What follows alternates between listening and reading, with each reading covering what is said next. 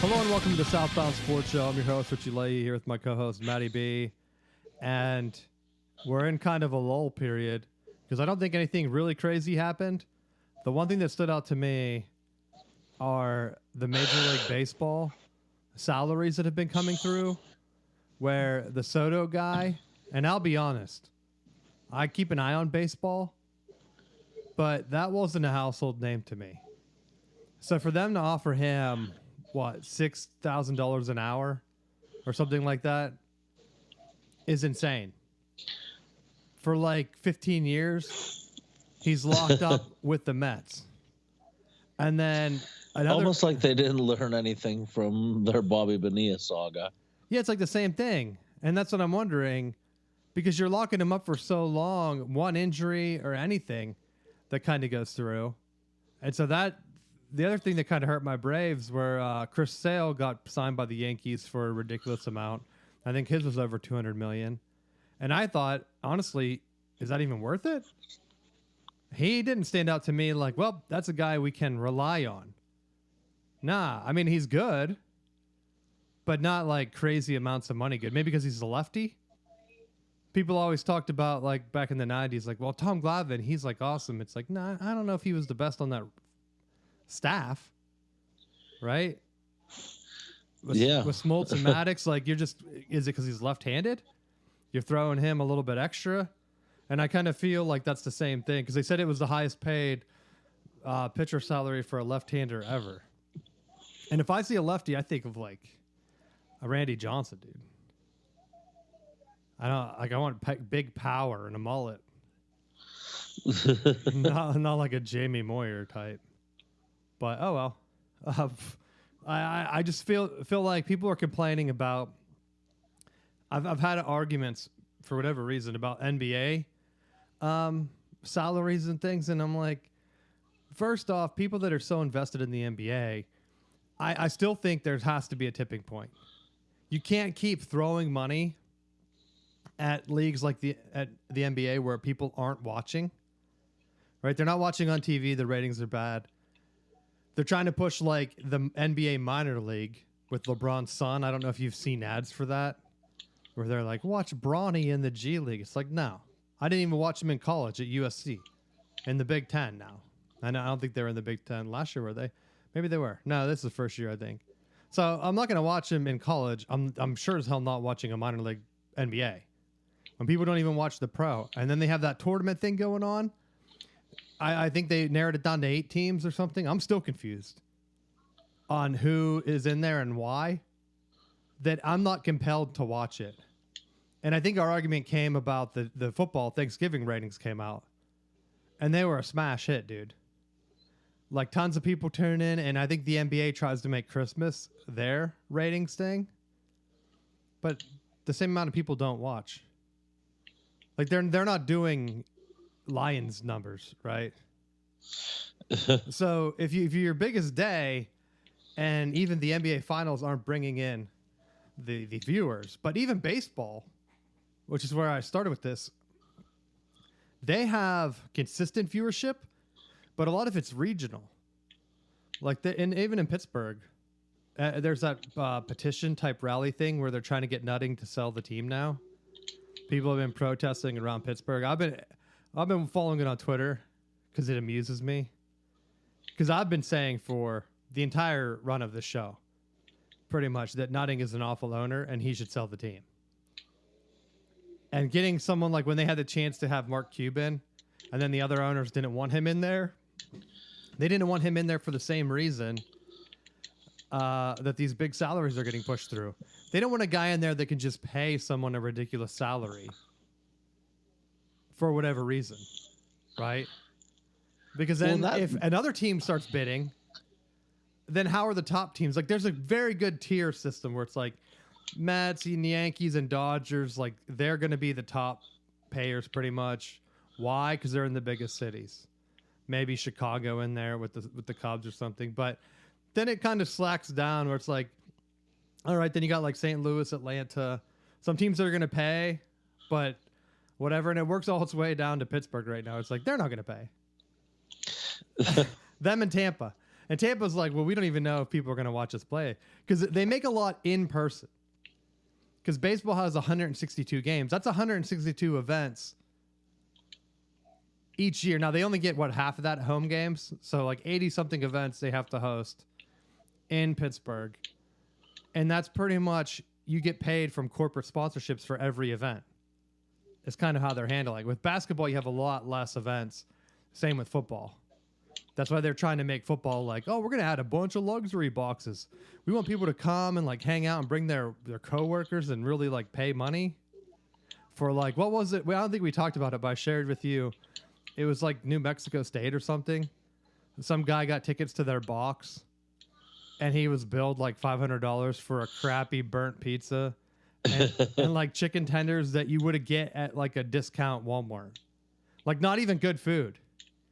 But because you're in the box, they're like, well, he'll pay it.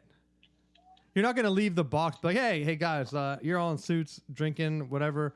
I'm going to walk down to the concession stand and get a regular piece of pizza or whatever you have sponsored, like a Chick-fil-A if it's in the stadium or a Bojangles or something. They'd be like, buddy, just order it here. Oh, whoa, way too rich for my blood. That's what I'd be saying. Oh, come on.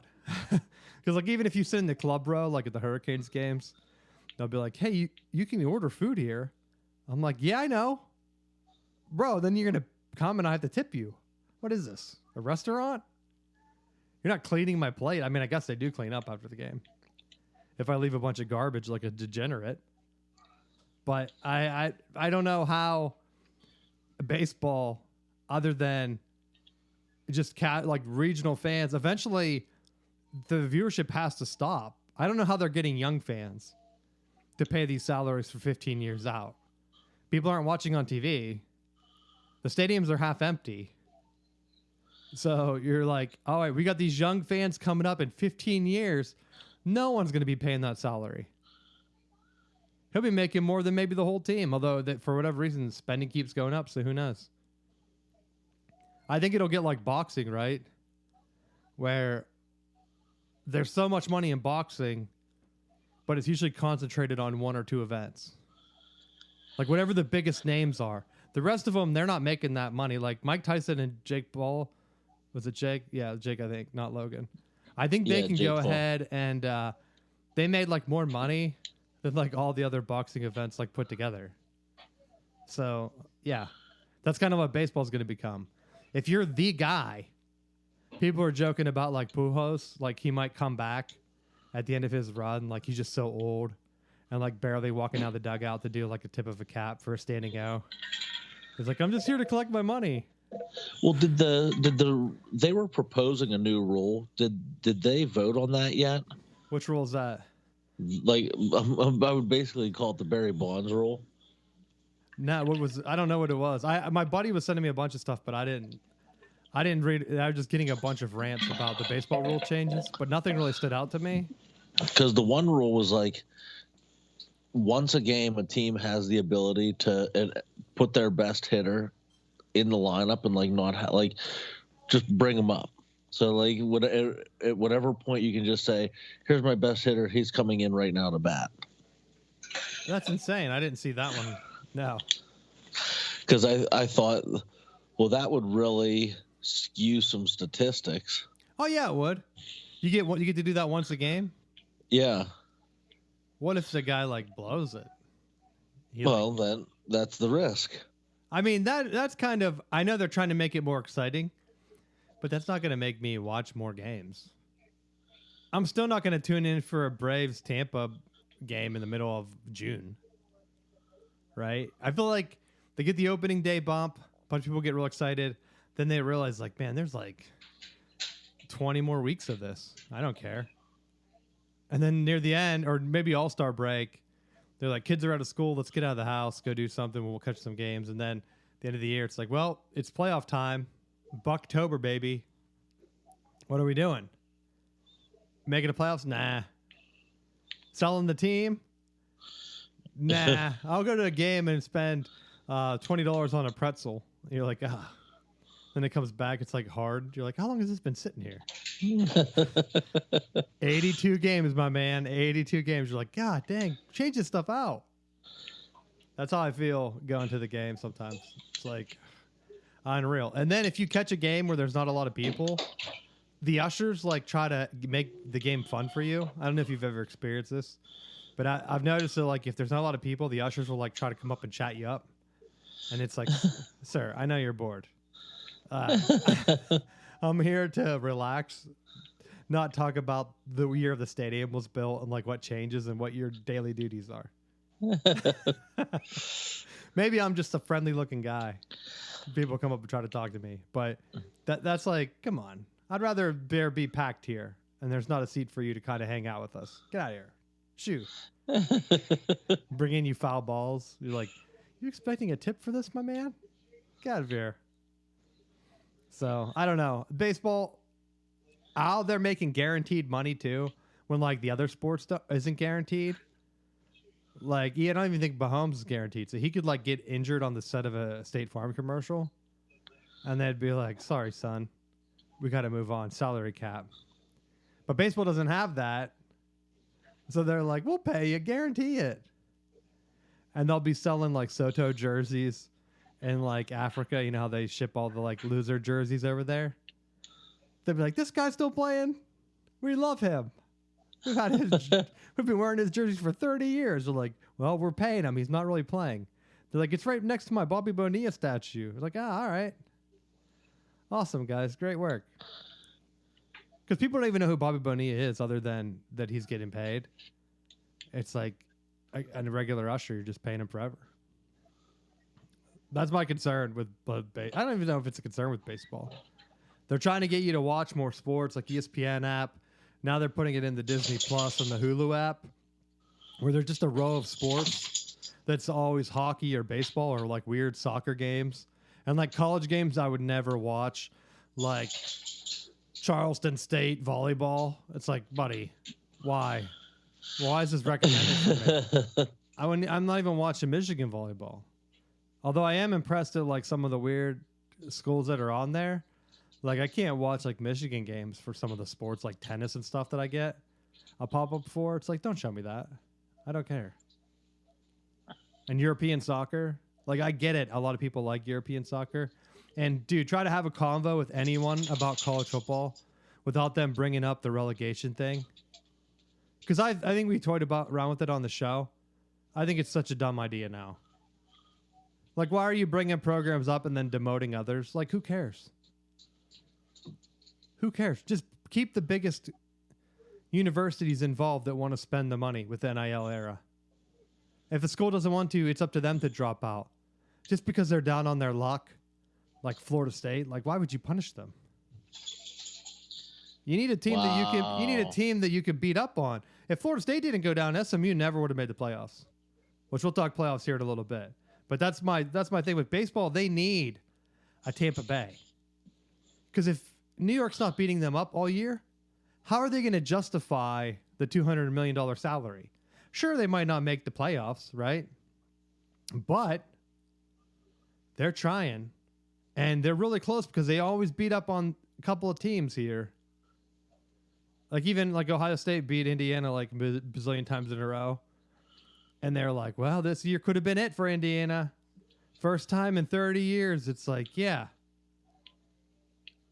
Now put them in the playoffs, see what Indiana does. It'd be funny if Indiana beat Ohio State somehow in the playoffs for the first time, but probably not going to happen. But just because they can't beat Ohio State doesn't mean that they don't deserve to be in. Or just because the Yankees or Mets are spending all this money doesn't mean they're going to win the World Series. And we see it with NFL contracts all the time, even though they're not guaranteed. And baseball guys have the sweetest deal. If you're a DH, people always talk about, oh, I'd love to be like the kicker or the punter or the backup QB. Those are the best positions.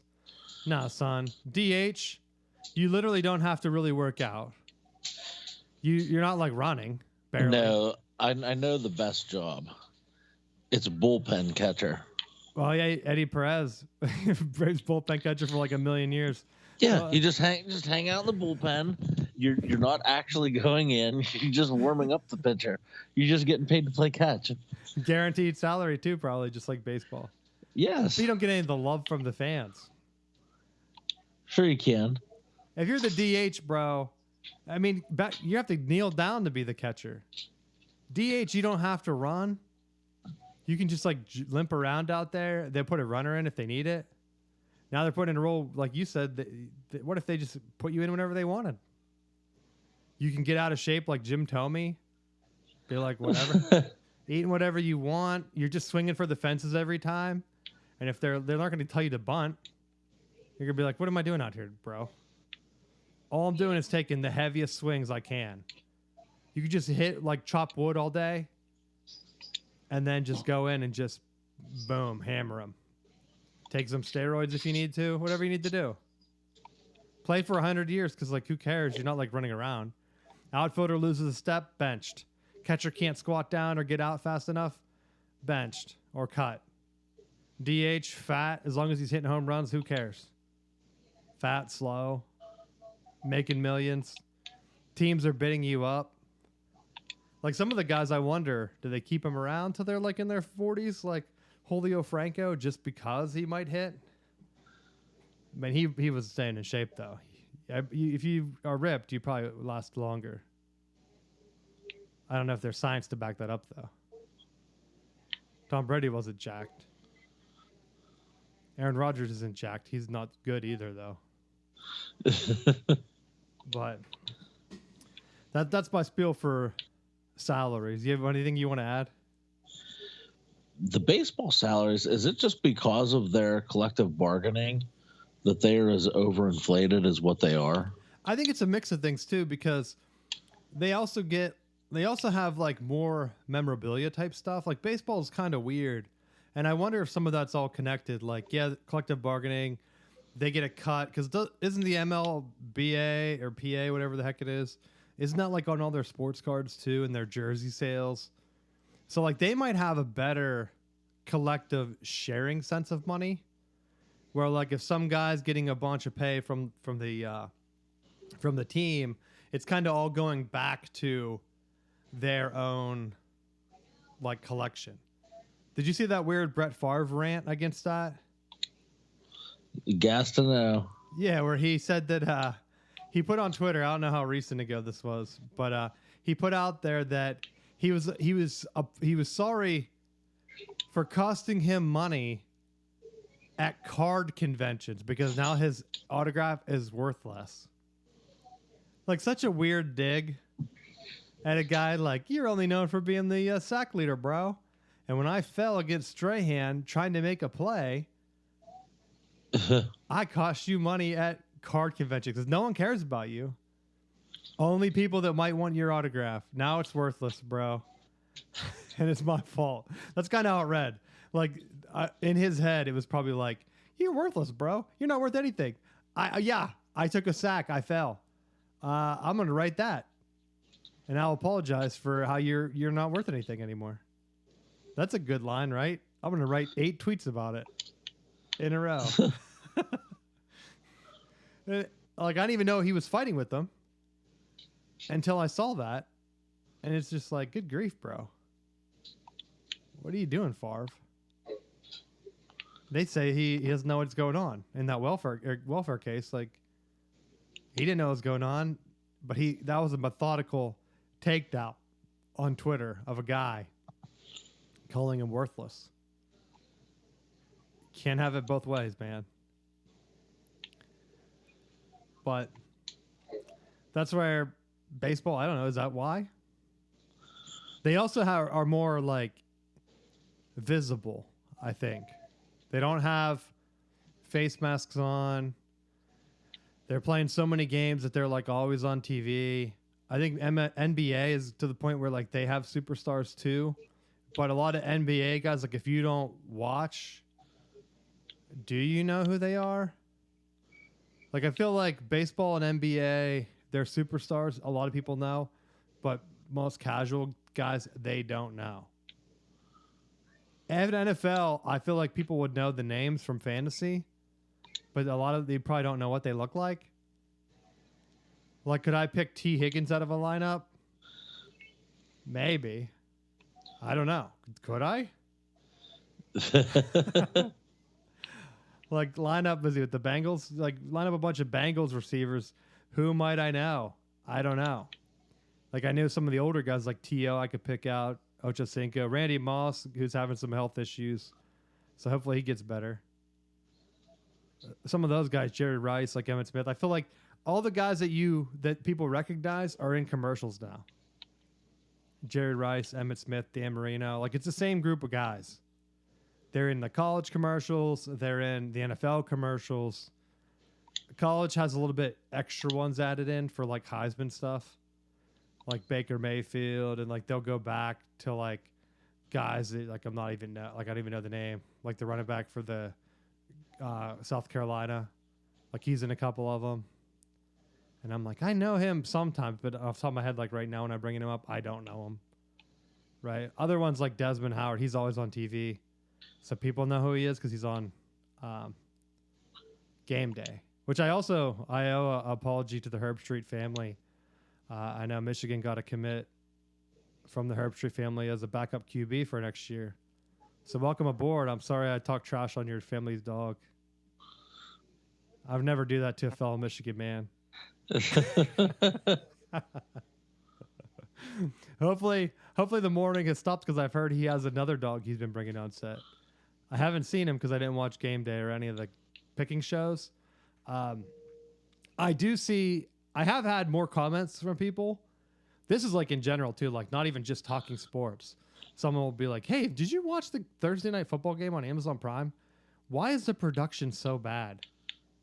And I'm like, I agree. My broadcast still has a line down the middle of the screen. Why? No idea. I can watch movies on Prime. Fine. I can watch games on any other station. Fine. Thursday night football kicks in. There's a line in the middle of the field. Like so it's kind of like maybe, I don't even know, maybe like a half a centimeter, maybe longer than that. It seems like it's cut off and kind of compressed. So like if a guy's running through the line, he like jumps a little bit. So if there's like a fumble or an incompletion, it's hard to follow. But I was watching the game. I don't even know who it was last week, but I'm watching the game and they had a segment where during the game, they cut to the sideline tunnel, right? Showed the halftime hosts and talked about what suits they were wearing. And the entire time I thought, who is this for? I still don't know who some of those people are. I mean, I know Tony Gonzalez and Richard Sharman. I don't know the other guy, Whitworth or whatever. I think I brought that up a couple weeks ago. Like, I have no idea who he played for, what he's doing. I don't care what suit he's wearing. If I watch a game on Fox, they don't do a game break and show me down on the sideline what the guy's wearing and what suits they're wearing and talk about how handsome they are. With like Herb Street giggling the whole time. It's like, what is going on here? I feel like I'm in a bizarro world where they're like, hey, let's make football not for you. How can we ruin the game so that you don't watch as much? And they're like, we got it. We'll just cut to guys wearing suits and not talk about the game, talk about what suits they're wearing, how expensive they are. Again, I don't care. And how good they look. Like I don't even know who the woman is on the show. Like you would think they would do a better job of promoting. NBC for college football, just as bad. Their group of guys, I don't know who they are. They never really tell me who they are. I sat down with a buddy to watch a game, and I was talking about how Maria Taylor was on there, and he was like, who the hell's Maria Taylor? I said, her, right there on the screen. And he was like, how do you know her name? I'm like, I guess I don't know. Like, you're right. They don't tell us any of their names. So I wouldn't know her if I didn't know her from Game Day from before. And so it kind of baffled both of us because we didn't know who any of the other ones were. And I know they're probably Big Ten guys. But I thought, shocking. Shocking the contrast. NBC doesn't promote their guys at all. Amazon, that's all they talk about. It's weird to me. What almost feels like with them, they're trying to build the broadcast into something, and like by talking about this other stuff, they're like, oh, let's try to see if we can appeal to like other demographic people. Oh well, dude, it's even worse than that because during the one, there was a pop up where you could just order whatever was on the commercial during the game. Oh, nice. Like I kid you not, it was like hit OK to go to this store page directly on my thing's going on. Now, did you? No, I didn't. Hey, look, bro, you think I'm going to hit OK during the stream and expect to get back to the stream in the exact location where I was? And actually, I think it said that it would email me. So, and I was wondering, like, what if another family member was watching this and they hit OK? If I'm the one logged in, do I get the email? Like, what if it was something weird? Like, what did Zach Smith order at Ohio State? Like, ball lifters? It's like, here's your info on ball lifters that you requested. Because you don't know what the commercial's going to be. They're pretty good where, like, whatever you talk about at your house, and I found this out, like, whatever you're talking about at your house, it shows up in an ad the next day. Like, I can't get away with anything. It'd be like, were you looking up guitars last night? It's like, no, I wasn't. They're like, well, I got an ad for like 15 guitars. Like, okay, you got me. Got me. Like, that's what it will be like, right? So you can't search anything weird because then if you have friends over, it might just pop up in the game and ask them if you're still interested. So be careful, man. I'll be like, do you still interested in these male bras? You're like, what? You still interested in this OnlyFans? Yeah, who's been at my house looking this stuff up? That's why, like, every time Facebook, it's like, hey, do you want to start sharing your activity with friends? It's like, no. What if I click on the wrong thing?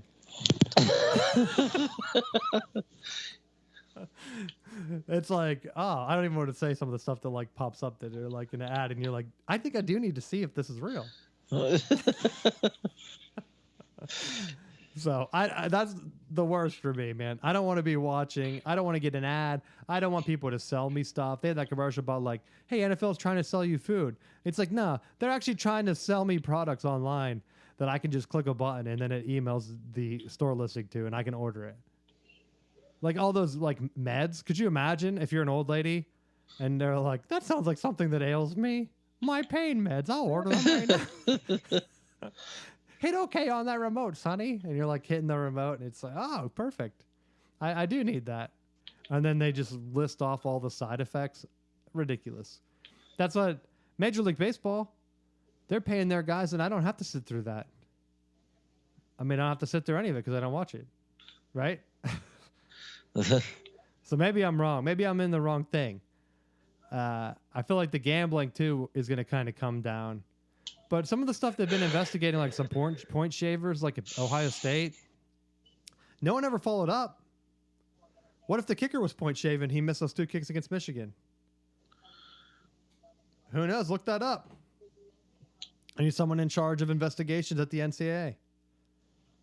Go check out Ohio State. Although NFL news, dude, I've heard from a good source that Ryan Day's been putting out feelers for NFL jobs. He might be gone. This is pre-playoffs. So I don't want you to go ahead and gamble with whatever money you have. But typically in the past, when you hear a coach has been putting out feelers, their team doesn't perform well in the bowl game. They're in the playoffs, so it's a little bit different. And he might need it as kind of an audition. But it fits because for the past couple of years, there's been rumors that he's interested in the Bears job. For whatever reason, I don't know why. Bears job comes open.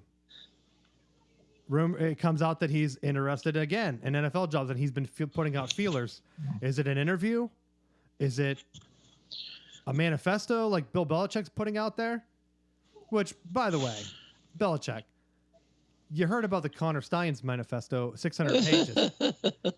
His is only 400 pages, Matt. If I go in an interview and Bill Belichick hands me a 400-page manifesto, I'm going to be like, this is kind of light. Feels kind of light. Could you imagine if I was on the board at UNC and he came in and he handed it to me and he's like, this is my plan. You need to hire my son too. It's like, I don't know. This feels kind of light. And he's like, don't tell me you're one of those Michigan guys. The bigger manifesto. I'll be like, oh my gosh, you're right. Which Michigan hired, or I don't want to ruin it because Pete Thamel said it didn't count yet. But Michigan's hiring Chip Lindsey, UNC's old offensive coordinator. They saw what a great job Chip Kelly did at Ohio State, so they looked through all the other coordinators named Chip, and they brought the other one in. That's how the interview process went. That's from a direct source of mine. So next year's game will be another 10-10 battle, probably. oh man, slugfest. Hey, that's SEC football, bro. That was like the championship game they had. What was it 9-3 or 9-6 at halftime? I was like, oh my gosh, I'm gonna fall asleep here.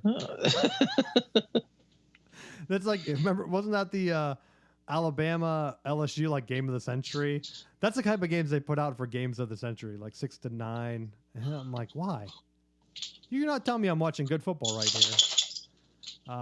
But yeah, those are the coaching things to me. Ryan Day schemes together great offensive plays. Does he call them in the game? No. Why? I don't know. Right? I see him with I see him rip up great concepts, and he'll throw it once, and I'll be like, oh my gosh, that's a killer play. Like right before halftime, he had guys like running different routes, wide open, easy touchdown. Without the offensive pass interference, wide open touchdowns. But then he's like, well, I can't do that again, right? Better run inside trap 13 times for -4 yards. See what happens. So if he goes pro, I think it would be the best for Ohio State. I don't know who they would get to replace him because his record's so ridiculously high that I feel like you need a guy that wins the easy games. You don't want a guy that it seems like DeBoer at Alabama so far, winning some of the tough games, beating Georgia and stuff, losing to like Vanderbilt for the first time in 20 years. You don't want that, right? Does Ohio State want to go from being 11-1, 10-2 every year, maybe losing to Michigan, or go to 8-4, 9-3, beating Michigan, but you're losing to like Purdue and Indiana? I mean, even Urban Meyer dropped games to those guys. Day hasn't done that. Day has only lost to Oregon and Michigan in conference. So I think that's kind of his resume. He goes to the NFL. He's like, look, I tighten up in games. I can improve on that. Give me an advisor down here. But I win games I'm supposed to win. And I think that's all an NFL guy wants to hear, because they're like, well, we're going to put together the best roster for you. Like, think of the Jets this year. Great roster. Everyone had them at like, what, 11-6 at worst? Although, speaking of Purdue, did you see who they hired? Oh, yeah, they hired the guy from what? UNLV. Yeah, because Michigan was their offensive coordinator. Michigan was supposed to be interested in. And when Purdue hired him, I think he's taking him with him. Maybe. So that was one of the names that Michigan was reportedly reaching out to. Well, Brendan Marion was one of the guys that Florida State was looking at before they announced Malzahn. I know. The Malzahn timing was kind of weird too, don't you think? Like before their last game, he kind of just steps down. Or did they had already played? I don't know. I think it's being speculated that it was one of those like, I'm just going to quit before you have a chance to fire me type deals. Hey, maybe that's what happened with Ryan Day. After their playoff game, they'll lose. He'll be like, I'm going to the Bears. And then everyone's like, you loser, we're going to fire you. And it's like, were you? Ah. you wait around and let us fire you. Huzzah! I won't be there. It'll be like the Rudy Giuliani, just the dye running down his neck. The sweating press conference. Because the offensive coordinator moves. I'll be honest, I don't know Chip Lindsey's offense. I wasn't even 100% sold on UNLV's offense. I know Michigan played them. They played us kind of tough. Was that last year? Where everyone was making fun of Michigan's schedule, and then UNLV ended up being like 10-2 or something like that, and everyone was like, "Oh, well, they're not that good." Even they almost won the conference. Maybe they even did win the conference. That one year was really weird, where every non-conference game, Michigan only played 9 Power 5 games, and then 3 Group of 5 teams that all were in the conference hunt at the end of the year. And it's like, well, you're playing the best of the Group of 5. It's not like Notre Dame drop into Northern Illinois, because that's what you don't want. Like, I would rather have a Ryan Day where, yeah, you might lose to your rival, but in the 12-team playoff, dude, you just need to be in the playoff. That's very Penn State of you. He's been in the national championship game, though. Yeah, but Penn State hasn't won any big-time game. I've been arguing with Penn State fans about it, like, all the time, because they're saying, like, oh, Michigan didn't beat us all the time. And it's like, really? The wins Penn State had against Michigan have been, like, to teams when Penn State was favored. Except for maybe the year that Saquon Barkley went wild. I don't remember that one. But, like, even the year Michigan beat them to keep them out of the playoffs after they lost to Pitt. Like, that Michigan team was kind of okay, but they pounded them. Like, they pounded Penn State. And even, like, the game against Oregon. Like, Franklin just starts doing weird stuff. Let's go for 2. Oh, let's throw a fade or a fly into double coverage at the end of the game where the guy picks it off when you don't need to do that. Because they had like a minute to go. And it wasn't like their guys were getting open, right? It's not like, was it last year Florida State had like Coleman where he could just go up? Yeah, Keelan, they had Johnny Coleman. Yeah, Penn State doesn't have that. Right? Well, who are you throwing up to? He threw it like perfect to the DB almost. And I thought that's kind of fitting. And then they're running dual quarterbacks. I kept having Alex Orji flashbacks. I'm like, is that Orji in there? Running out there to the right? Like, why, Franklin? They have that play where the tackle is out wide. He motions in every time. And they do the same run every time. And I'm like, what is the point of that? Aren't you just tipping the play? I kept waiting for them to set something up with it, and they never did. Against Ohio State, right? They kept doing it like at the goal line. We're going to motion this guy in and then run right behind him. Oh, got stuffed 3 times in a row? Huh, who would have guessed? But Penn State fans, Shocker. Dude, I was talking to more Penn State fans over the weekend. Even a guy I knew came into the Christmas tree thing down here. He's like, yeah, thanks for helping us out. And I'm like, what are you talking about? You're Michigan. I'm a Penn State fan. I was like, oh, I didn't even know that. Yeah, didn't know if we wanted to be in the playoffs. Like, you didn't know? No, we're gonna lose. Like, who are you, Indiana? Like, I honestly don't get it. I don't know why you would cheer for a team and hope that they go to the Outback Bowl or a game they could win. That's a direct quote from like 3 different Penn State fans I talked to. I've never talked to an Ohio State fan and they're like, I can't wait for us to go to the Outback Bowl. We could win that one. Even Notre Dame, they can't even win in New York State. Did you hear Shane Beamer's comments about it? No, what do you say? They were like saying about the differences between the playoffs and some of the other bowl games. He's like, well, obviously you want to go to the playoffs, but for some of these people, like, they're just preparing for the playoffs. And if you lose in the first round, then your season's done. You don't go any further. So with being able to go to the bowl, you go down there, like South Carolina's going down on like the 26th into Orlando, and they'll be able to have like their kids and wives and the players all down there and have like more team bonding time. And like they have that extra time where they're doing team activities as opposed to just getting ready for playoffs and then be one and done.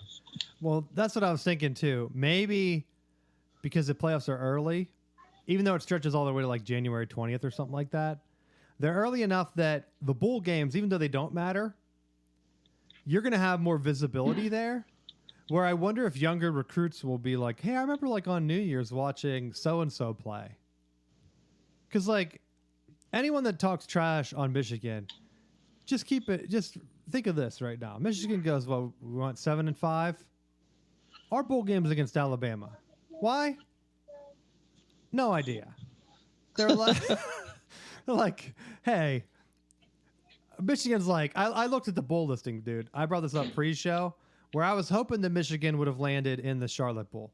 Because if you look at the way the Big Ten picks, it should have been Michigan either in Nashville, Charlotte, or Detroit.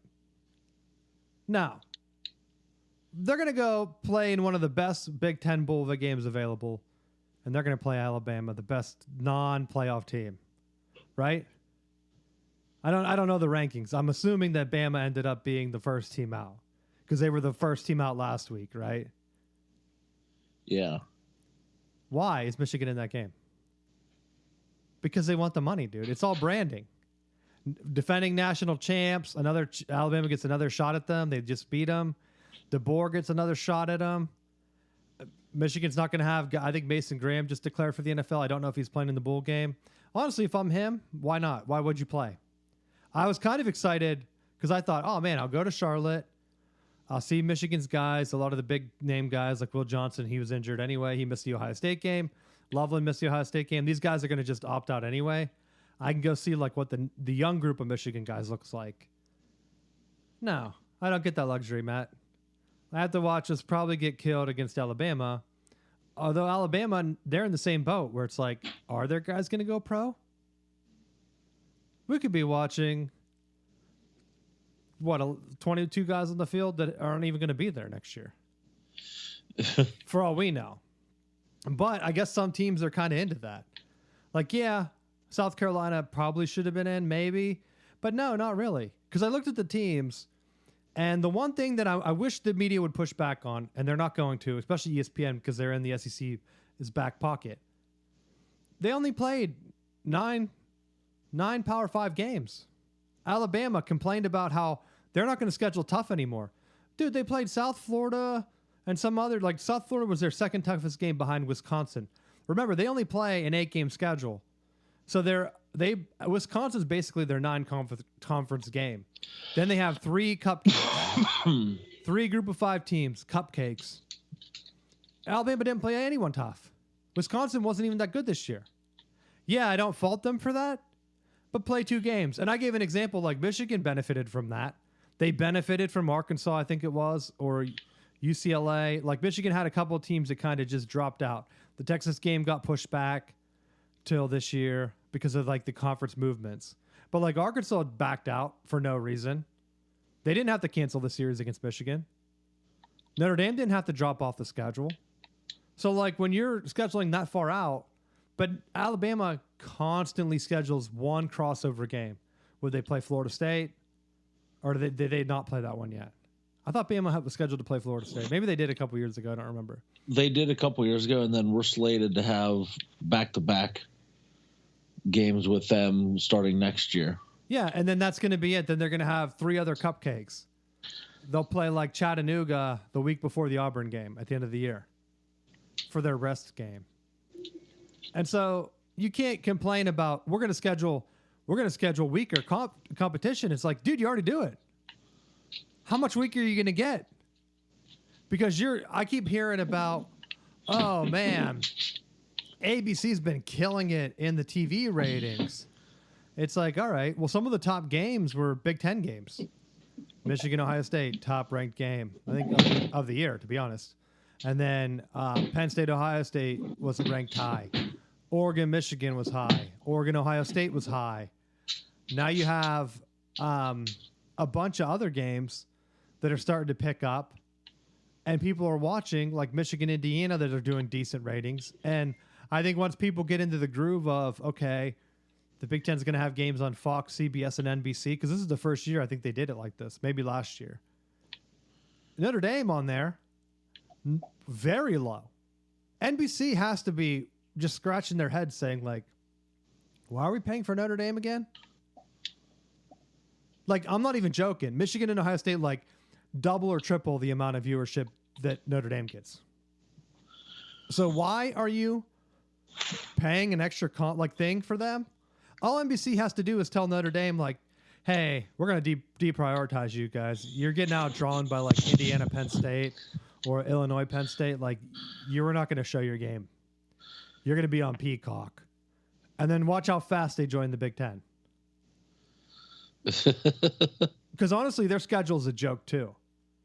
Like, their schedule is like what Alabama wishes their schedule was. There was that article from someone down on like the Alabama.com or whatever that site is, where they're proposing that maybe if Alabama fans are just this upset, maybe they should petition to join the ACC because they could win it every year. It's like, all right, guys. I know that's a joke article, but like pretending that Oklahoma was a tough game this year when they sucked, not a good look. It'd be like me saying like, oh yeah, Ohio State had Michigan. That was a tough game for them. Yeah, it was a rivalry game, but Ohio State was favored by 20 points. Like that shouldn't have been a close game. So Alabama, keep scheduling easier, and then your games won't even be on TV. Because the SEC is so big that they're not going to show Alabama play Chattanooga. Right? Because I'm sure there'll be like some other game that's on there, Oklahoma versus Texas in October, or something else that they'll show instead. And then if you're not making the playoffs, Alabama will just start to go back to what, the 9-win team they were before Saban? 8 or 9 wins? That's what they were this year. That's what I want to see. I don't know. I don't know what else the other conferences, like people were talking about how the Big 12 kind of stunk. I think BYU had a case. They beat SMU. They had 2 losses. I think the Kansas loss kind of killed them. If they would have beat Kansas, even if they lost the Big 12 championship game, I think they would have been in the playoffs. It would have been like an SMU situation. Now, which team would have been out then? I mean, I guess it would have. They would know that BYU would have been in over SMU because they beat them head to head. So SMU would have probably been the first team out then in that scenario.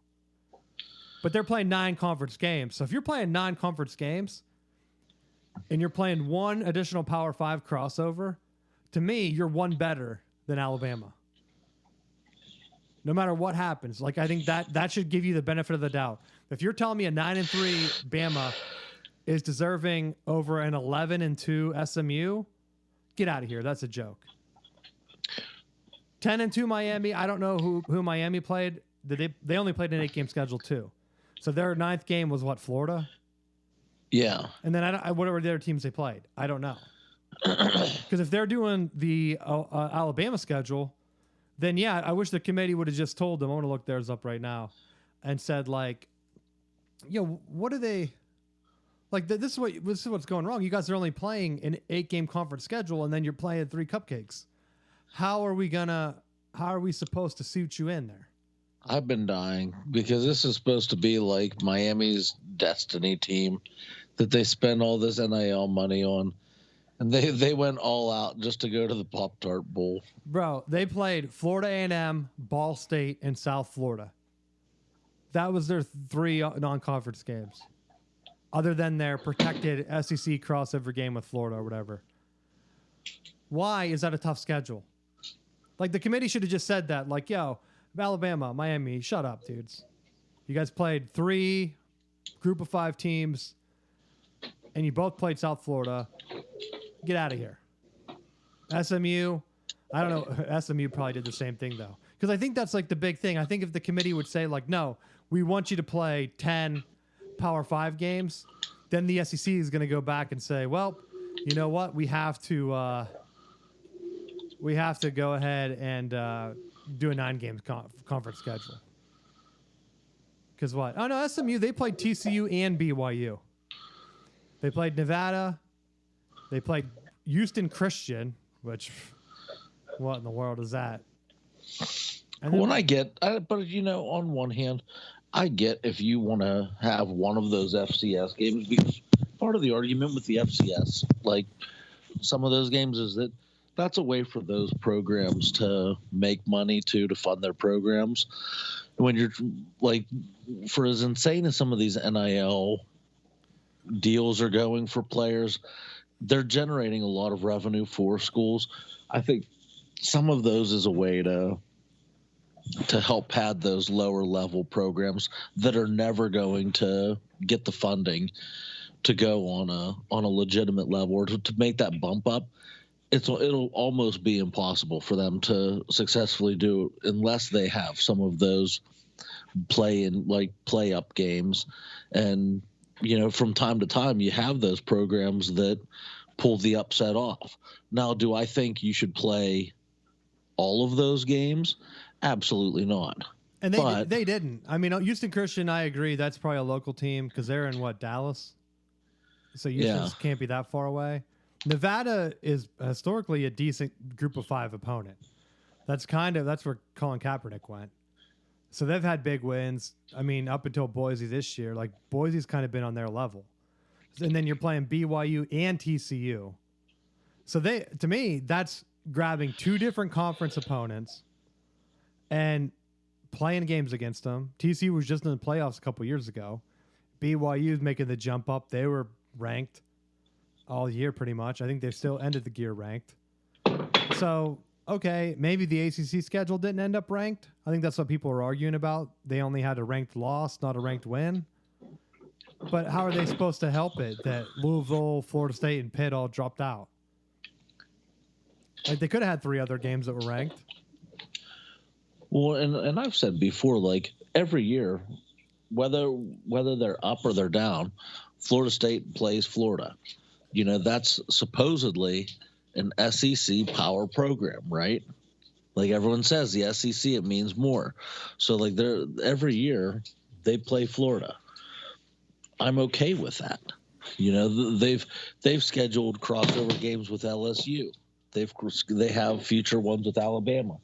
I prefer the way Florida State's schedule is to have those games on there because if you're going to be the best team, I don't want there to be any question marks because damn well next year if Alabama pulls the plug on it and then Florida State fills that game with FCS School of the Blind and then they go on a run and they win out in the ACC and if they're able to pull it off in the playoffs and they were to go completely undefeated, it would be, well, they didn't really play anyone.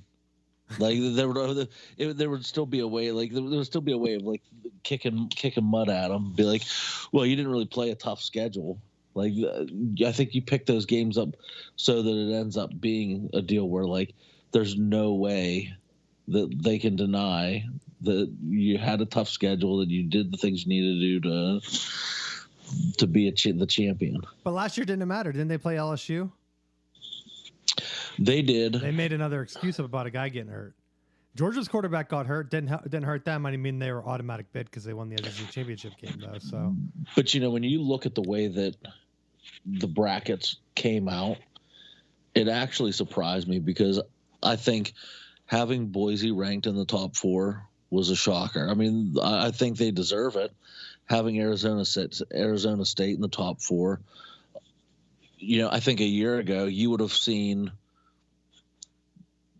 predominantly all Big Ten and SEC. Well, they can't be in the top 4. You have to be a conference champ. So there can only be one Big Ten, one SEC. It was supposed to be. But I could see them spinning it because the up until last year the rule was undefeated conference champ gets a seat. And now, that in their eyes, it was supposed to be Oregon this year, Georgia, Clemson, and then whatever Big 12 team, Arizona State. Like, that's how they drew this up. And then the fact that Boise only lost to Oregon by 3 and the Pac-12 champ had 2 losses and Clemson had 3 losses, they had to put Boise up there. But I think TCU is the one that really screwed the pooch because when they got in and then played Georgia and lost with a full roster, 65-7,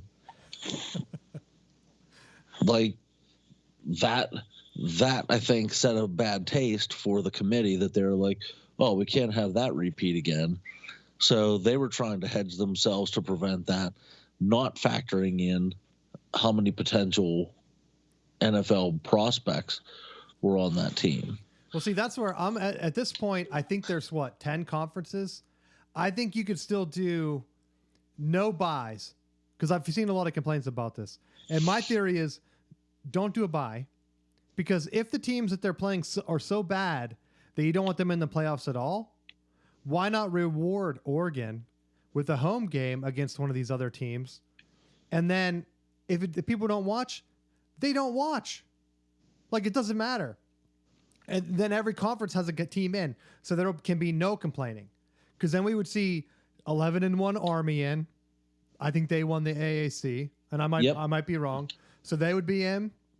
We would also have what other teams? Jacksonville State, Rich Rod at 9-4. That's probably who Oregon would have played, right? They went 7-1 in their conference. Let Oregon get a warm-up game for the playoffs, right? Ohio Bobcats, I think, if these are right. They went 7-1. They were 10-3. They would have probably been the team that Georgia plays, right? And then, oh no, maybe not, because I don't know who won this one, Marshall or Louisiana Raging Cajuns. So the Sun Belt would have had a team that would have been 10-3 too. So the top 3 seeds, Boise, whatever. Now maybe Boise plays one of them, Marshall, say, and because they have a 7-win streak going, so I think they probably won the conference champ. So let's say Boise had to play Marshall, right? Marshall upsets them as the 3 seed. Then you're kind of in the college basketball tournament thing where it goes down in history. Is like, remember when 3 seed Boise got upset by Marshall? And then it's a fun game, right? Because then the closer you go down these championships, because you can still put the top 4 conference champs as like the top 4 seeds or whatever you want to do. If you just let all the conference, because everyone keeps saying, I think I saw it was like the Big 12 commissioner, someone was complaining. Maybe it was the SEC, one of the SEC teams, where they were saying like, hey, why are we seeding conference champs higher than like Texas? And it's like, you had it this way to keep the other conferences happy so that the ACC and the Big 12 weren't pissed off at the Big 10 and the SEC. So you're giving them a bye, even though the ACC didn't get one this year. You're telling them maybe most years you'll have a team in the quarterfinals or quarterfinals, I guess, because of the auto buys. This year, ACC doesn't have one. They might not get a team in. SMU has to go play Penn State. Clemson has to play Arizona State? I don't even know what the bracket is. No, Clemson plays Texas. So both of those games would be upsets. ACC might not have a team in, unless you count Notre Dame. Notre Dame gets their home game. If this was a 16-team bracket with those other 4 teams in, instead of the buys, I think it would be a lot better. Every team would have a warm-up game. You wouldn't have teams come into the quarterfinals with a month off, looking kind of scratchy. Don't be surprised if the teams that had the long layoff, if one of them gets crushed. And I'm not saying just because Arizona State, they're not as good as Texas. Texas runs all over them. Like, no, they could just be rusty. If they throw 3 picks or whatever, you don't know. But looking at the bracket, I don't know if you've seen it. What team do you think has the easiest path to the Final Four? We'll say to the Final Four. There's definitely when you're looking at the bracket, I felt like there was definitely some easier paths to get there. Honestly, I feel like my dark horse is SMU. Because starting off with Penn State, I don't know. I think playing Oregon in the Big Ten championship may have opened up some possible gaps that I think if SMU gets past them, they may find themselves in that shootout with Boise and could potentially do it. The other ones, as much as we shit on Notre Dame, I feel like it could potentially be Notre Dame. That you get past Indiana. Georgia doesn't have their starting quarterback, so who knows? Like that can be an easier second round matchup. What if the opposite happens and Indiana makes the Final Four and you get 3 of the 4 Big Ten teams in the Final Four? Well, if Indiana gets in, then that's going to be a problem. Why? Because you can't have Indiana in. I know Alabama brought them up. They're like, how is SMU, Indiana, and Arizona State in instead of us? And it's like, well, Arizona State is a conference champ, and Indiana played 9-game conference schedule, buddy. Like, yeah, you're complaining about it, but your schedule was weak. You lost to Vanderbilt. You lost to Ole Miss by 3 scores or whatever it was. But you brought up about the conference champions, and I feel like that's been one of the biggest pieces that they really haven't brought up enough. Is that, as they're looking at something like the expanded SEC and the expanded Big Ten, they brought in a lot of programs over the last two seasons, and it's like, I get it. Like your conference slate is supposedly much more difficult than everyone else's, but let's not get it completely backwards. Like if you, even with the 2 or 3 cupcakes that they schedule in the SEC, to go with 2 losses or 1 loss, even in the original format, they weren't getting left out of the playoffs with 1 or 2 losses. They weren't. And they showed that with Alabama and Georgia. Or Georgia lost the conference championship last year. But they still had Texas in. So, I mean, they were still having heavy representation in the playoffs. Texas was in the Big 12, bro. Conference champs. That's why they got in ahead of Florida State. Those 2 were conference champs. Real conference champs. Not some weird cross-country academic conference. But with the way that the playoffs are now, like, I want to see, what constitutes, and I think in some ways they had it with the BCS, where if you just go off of the computer rankings and you take off the eye test that's so subjective and bullshit, you have something more substantial to go off of. That's why I think right now, the way they don't want to get rid of the conference championships. They make too much money. I've been saying all along, the Big Ten tried to do this during COVID, where they did a championship game showcase to give their other teams a chance to get another win. And they would do it against teams that were kind of like, whatever, try to avoid rematches. But like, say, Indiana then gets a shot at like USC or someone that's like not a top tier team, but a team that they didn't play that has a winning record that possibly could be ranked, maybe like an Iowa or someone. I don't know who they didn't play. But you would have a showcase game, and then if Indiana loses that or whatever, maybe another Big Ten team gets it instead. Like, let's say, I don't know who else was close. I don't think Michigan or any other Big Ten teams were really close. Like, Michigan got the best bowl game or whatever. They're playing Bama. But if they win the showcase, they're probably still not getting in. They had a chance to spoil it and knock someone out. But now you're getting another chance for, like, Alabama to play one of the teams that they lost again, maybe like a Vanderbilt or someone, get another win, and then they're sitting at 10 wins saying, put us in, we have 10 wins. But to me, I don't think that's going to happen with the current format, because you have the conference champs, they get a bye, so you're already giving them incentive to only have 1 game. If they add 4 more slots and they don't make it all conference champs like I want, then maybe you could have a showcase game where the Big Ten and the SEC say, because right now that's what they're trying to do. They're trying to get 4 guaranteed spots, right? So instead of, it doesn't matter how high they're ranked, you just put them in a showcase game where Michigan didn't play Penn State. We're 7-5. What if we beat Penn State and knock them out of the showcase round? Then it's up to the committee. Do they pick Penn State? The Penn State doesn't have any good wins, right? Penn State doesn't have any good wins at all. Michigan struggled, but at the end of the year, they beat Ohio State. They started to come on stronger, right? Crush Northwestern. You have a showcase weekend with 4 guaranteed Big Ten games or Big Ten bids. Then I think the Big Ten can kind of mess around and say, well, we want Michigan in. They won the showcase. Penn State, you're out. But those are the things that I would like to see college football get away from, is what is a good win versus a not good win? Because it's like win's a win. Like if you win all of your games, it shouldn't matter whether it was an ugly win or.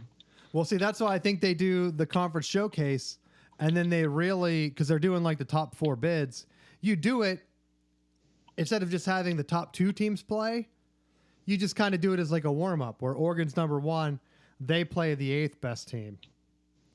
Okay, they should probably be able to beat them, right? It might be Illinois or someone. And then as you go up, then it gives like the 4th and 5th team another chance for another key win. And it's just like a championship weekend. And I think their actual proposal was that they wanted every team in the showcase. So like to really avoid rematches. So like the top team would play a middle tier team or whatever that they didn't play yet. Like it would kind of just go down the rankings. So maybe they would have ended up playing Penn State. I don't know. Penn State's like near the top though, but it would give Penn State a chance to get a win, and then they're in the playoffs. Like I don't know how they would do it. Like they'd have to come up with some system where it's better if they could do what I said, where it's like whoever the top team is, they get 1 auto bid, but the other 3 bids are up for grabs. So like Oregon is in no matter what. They won the regular season. They were undefeated. Penn State wasn't or whatever, head to head. Whoever the top team is, they get the regular season auto bid. So the regular season still matters. And then they have a showcase where Oregon can play for like the championship trophy against someone. And if they lose or something, I don't know what the hell they're going to do. But like they do some type of showcase where those other 3 games matter. Where a team can beat Oregon and grab one of the bids. So that Oregon has to actually kind of compete and try to win and not rest their guys for seeding in the playoffs anyway. But then like a Michigan or someone could try to nab a bid, even though with this year they would have been out anyway. Like it works better if teams are closer. Like Indiana or Illinois. Like what did Illinois end up? Since I have this up real quick. They ended up 9-3, same as Alabama. They're ranked 20th. What if Illinois got a crack at Penn State? Again. Right? They beat them. Or no, wait. Who didn't they play? What if they got a crack at Ohio State? I don't think they played them. They lost to Penn State. They beat Michigan. They lost to Oregon. They lost to Minnesota. What if they got a do-over with Ohio State? And because Ohio State's 10-2, Illinois is 9-3, that would be the 4th and 5th game. That would be the 4th and 5th seed in the Big Ten championship tournament. Penn State would have played Iowa. Indiana would have played Michigan again, and then Oregon would have got Minnesota, the way this is out. So, not bad slate of games, right? Oregon wins and they're in. Minnesota has a chance to play spoiler, where maybe Penn State gets the top seed then if Oregon loses. I don't know. Or Indiana gets a top seed if they would have won. But just another slate of games where the Big Ten says like, hey, these are our crossover games. And then, well, honestly, what they should do is if they're doing a championship weekend, that's it. No more bowl games. Like you have the bottom half of the conference play each other for one more game, an extra week of practices or whatever, and then that's it. Like if they're going to get rid of bowl games because the playoffs keep getting bigger, because that's the proposal, I think, right? That the Big Ten and the SEC get 4 teams in. The only way to fairly do that and not screw over your championship teams is to do a showcase, I think. Yeah. I mean, I'm sure they'll have to come up with a better system than what I'm making up on the fly. But to me, that's the only way going forward that it would make sense. Like, you can't expand it, give 4 auto bids, and then not have a chance. Because, like, heck, I say Michigan's out right now or whatever. It's 7-5. Iowa's out at 8-4. But in an expanded playoff where 16 teams are, heck, 24 or something, maybe they're not. Maybe one more win for Michigan against like a whatever, because Michigan's losses are to Oregon, Indiana, Texas. That's 3 top 10 losses. 3 playoff teams Michigan lost to. They shouldn't have lost to the other Illinois. I mean, they could have been in the expanded playoff, but the other loss was to Washington, which is a bad loss. If they're sitting at 8-4 with 3 top 10 losses, they get another key win in a crossover game in an expanded playoff. Heck, they might be in. Maybe that Bama Michigan game is a playoff game. Insane as it sounds now, but in 5 years, that could be the case. That's my final thought on it. I think Penn State has the easiest path with Boise State. I also think they have the easiest chance to choke. Same with Ohio State. Honestly, I could see the Big Ten getting 3 teams in the Final Four. I could also see the Big Ten getting 1 team in. Or none. Which if Tennessee beats Ohio State and then beats Oregon, like, then you're seeing the opposite where the SEC gets 4 teams in or 3 teams in the Final Four. Because I think those are the only paths right now. Yeah. So the Big Ten and the SEC both only have a chance to get 3 teams in the Final Four. But I will say there were some good matchups this weekend.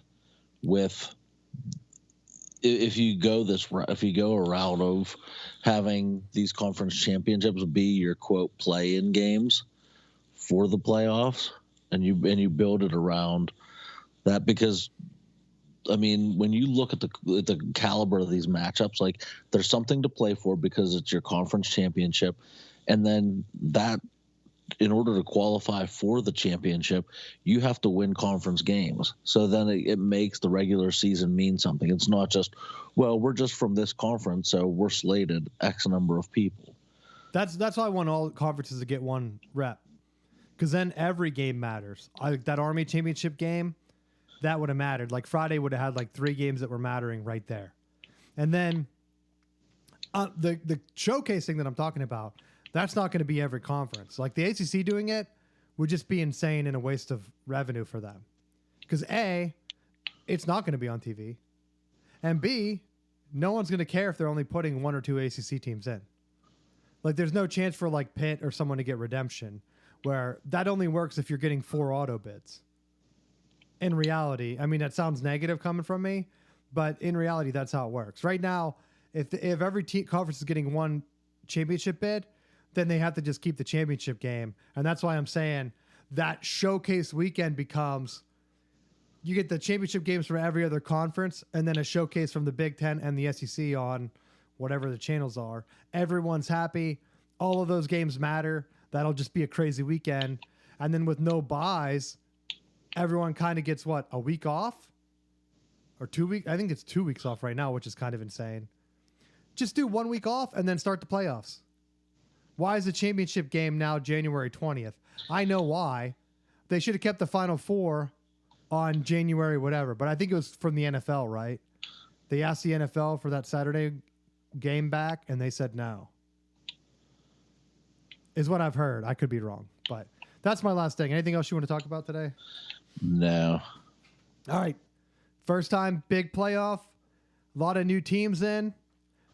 Just keeping count, dude. Like, SMU's made it. Tennessee's made it. Arizona State's made the playoff. Indiana's made the playoff. All before Miami has. All before whoever other teams. So if you're a fan of another team, USC, dude, never made the playoffs. Going all the way back to 2014. A lot of teams out there like that you people think are good. Never made the playoffs, but Indiana did. That's all you have to tell them. Hey, how many times your team made the playoffs? Oh, yeah, Indiana did, though. So thanks for listening, and we'll see you next week.